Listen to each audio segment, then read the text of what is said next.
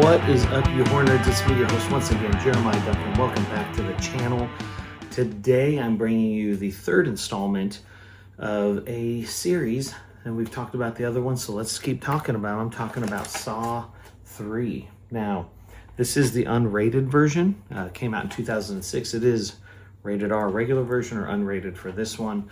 Runs for 108 for the theatrical, but this is 113 minutes unrated cut. If you aren't familiar with the Saw legacy, I'm sorry, get out from underneath a rock. But this is what Saw 3 is about, okay? Jigsaw has disappeared.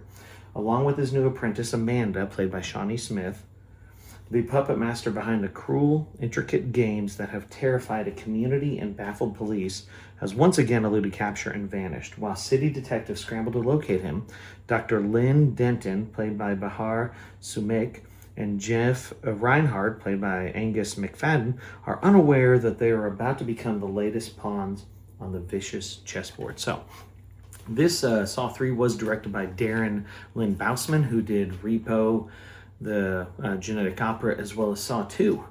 And this was written by Leigh, Whannell, who, of course, the story with James Wan, which is really funny because he actually played Specs in Insidious, as well as Adam in Saw.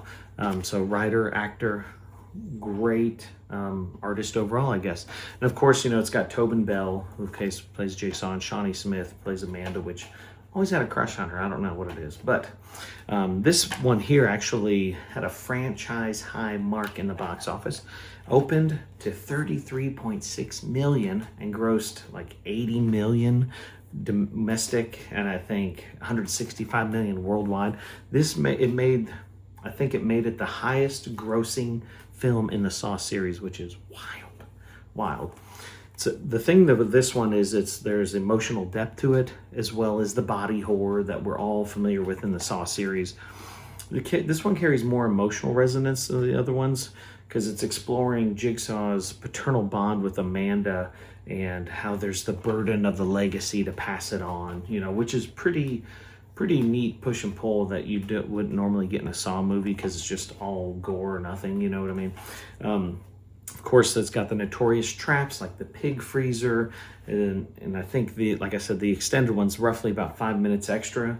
Kind of heightens the gore a little bit, and they kind of rearrange some of the scenes, you know, kind of create more insanity. It's worth the watch, I would think. This one here, Saw 3, actually heavily relies on the flashbacks, and to me, that killed a little bit of the suspense in it because they just felt like they were rehashing clips. But I mean, I guess you have the same director from Saw 2. You know, I guess might as well use stuff you already shot before. But it did slow the narrative a little bit, which I wasn't a big fan of. I think it was made on like a $10 million budget, and it was shot in like 27 days, which is pretty insane, especially for as elaborate as a lot of those traps and stuff look.